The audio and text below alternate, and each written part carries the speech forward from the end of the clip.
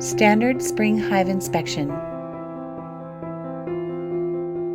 So what we have here is we have 3 boxes, and so we're going to be doing an inspection. And when we're doing the inspection, you always want to inspect from the bottom up. When entering a beehive for standard inspections, it is important that you always inspect from the bottom box to the top box.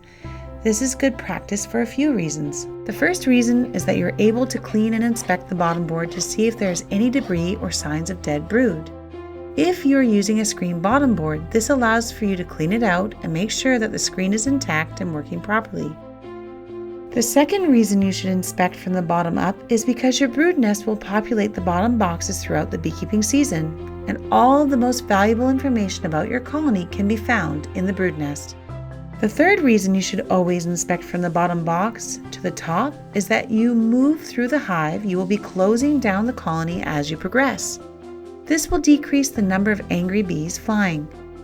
When you inspect from the top down, you're not only disturbing the bees in the boxes, but you are then dividing the bees from their colony after disturbing them. This increases the number of bees taking flight. So here's how we do it. Place the lid like that. Now this stays on. Don't pull it off. We're going to break these boxes apart. Take the box and we're going to tip it. Now it's important that you tip the box perpendicular to the ground, because if you tip it this way, you're going to have them sandwiched. So always perpendicular to the ground. Now we're going to snap the second box.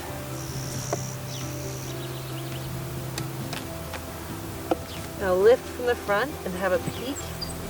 There we go. Setting it on the lid cross comb. And now we inspect the bottom.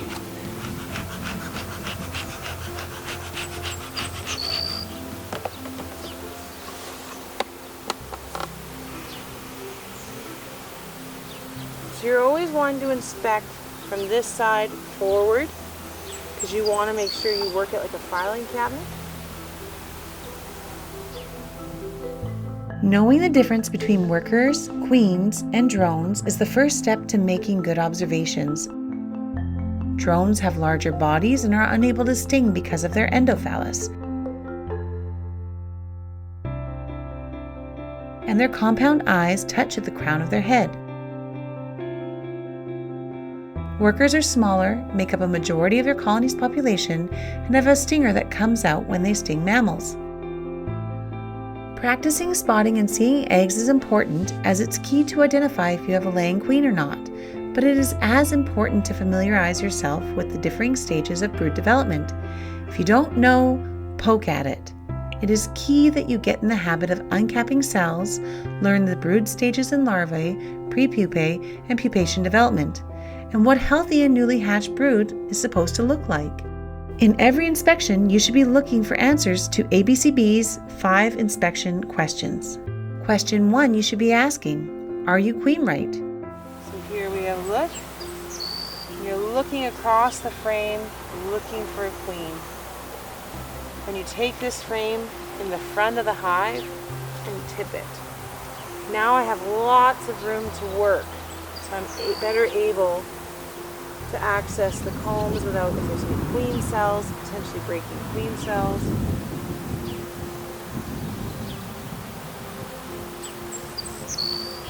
I'm looking for eggs and larvae. Do you see eggs at the bottom of the cells? These are most easily spotted if you place the sun over your shoulder and allow the bottom of the cell to be illuminated. There should only be 1 egg per cell. Do you see the queen? Is she followed by a retinue of bees? Is she strong looking? Are her wings and body fully intact? A soft marker for queen right colony is that you're able to see festooning or daisy chaining. This is when bees cling together to transfer pheromone, food, and draw wax. A colony without a queen, including a mated or virgin queen, is unlikely to festoon. Because festooning is a soft marker, it's important that you see eggs or a queen. If you see none of these 3 indicators, you should consider yourself at risk of being queenless. The second inspection question you should be asking is, how is the brood pattern? Here we go. Nice and healthy brood pattern. Poking at your cat brood and being inquisitive is key to ensuring that you are proactive and not reactive to the health and well-being of your colony. Learning and memorizing the brood cycle, what healthy brood looks like, and knowing the difference between capped honey, capped worker brood, and drone brood. We've got worker cells, and we've got suspended comb here, so it's quite fragile. And then on this side, is this in the shot? Yeah. This is drone brood, so you can see how it's popcorn puffed up. It's different than the flush of the bees below. Can you tell the different ages of pupation when uncapping the cells? Can you see consistency in the brood ages in areas of the comb? See here, black-headed bee, purple-eyed pupa. So day 14, day 16. You can see the age differences. Yeah, I got that. Perfect. Can you spot areas in the hive where the new brood is hatching? Did you know that these are the frames that you are most likely to find the queen, as they are the most recent vacancy for the queen to lay? Question 3 you should ask, are there signs of queen replacement? Looking through your hive and keeping an eye out for queen cells and cups is a good habit. Having a watchful eye is key, as in many cases, if a colony is raising a new queen, there will be many bees covering the cell and keeping it fed and warm. Queen cells are the most obvious once they are fully drawn and the queen has already entered the pupation stage. Yeah, this is a fully capped queen cell in this 4-frame nuke that was made 2 weeks ago. It is best if you can notice a queen cell in larval development first, as it will give you more time to decide on what best course of action is in your management choices. Is it a swarm cell? Is it a supersedure cell? Or is it an emergency cell? With a queen cup there, so they are replacing the current queen. What if you see a queen cup and not a cell? How can you tell the difference? Again, use the sun as your ally. Tip the frame and let the sun shine to the bottom of the cell. If you have eggs throughout your hive, it's safe to peel the cell walls back and investigate if there's an egg or larvae in the cell. So you always want to have at least 2 or 3 full queen cells so that your bees are able to actually have competitors to ensure that you have the most viable queen in that colony. Once the egg is hatched, the queen larvae will be surrounded by a pool of royal jelly, which is rich white color and easy to distinguish. Question 4 you should be asking in every hive inspection, is your colony increasing or decreasing in size?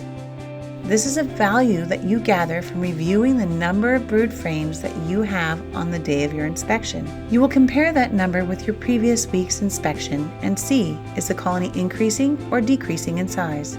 When managing honeybees on the high plains, your brood population will grow and decline in reflection to the increase and decrease of daylight hours.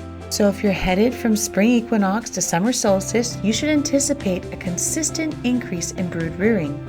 The opposite is the same as the seasons head toward the fall equinox and winter solstice. Therefore, keeping track of the number of frames that have brood on them will help you map out your brood population over time and aid in knowing if your colony is following the expected trend. Observing abnormality will help you solve earlier problems that could be occurring in your hive and time to remedy them. Your final question in your hive inspections is not the least important. Number 5 is, are there any signs of brood disease? Checking for disease always is a beekeeper's priority. A population growing at an incredible rate, and with such a large number of bees, disease transmission is always a concern. Keeping an eye out for unusual brood patterning and sunken and punctured cell cappings will help you catch disease earlier. The first thing that you can tell from looking for brood disease is the inconsistent pattern. You're not seeing a solid patchwork. The other thing is these queen cells aren't very long. This is the one that you want to ideally be their correct size. These are quite small. Not all punctured cells are signs of diseased or dead brood below. It could be hatching or capping brood. Be sure to inspect and search for anomalies. Your standard hive inspection should always consider the importance of pollen and honey food resources available to your brood nest and adult bees. Remember, pollen is protein which is needed for pupation. If you see a shortage of pollen and honey in your colony, it is key that you supplement and care for your bees. Poorly fed brood means shortened lifespans for your adult bees.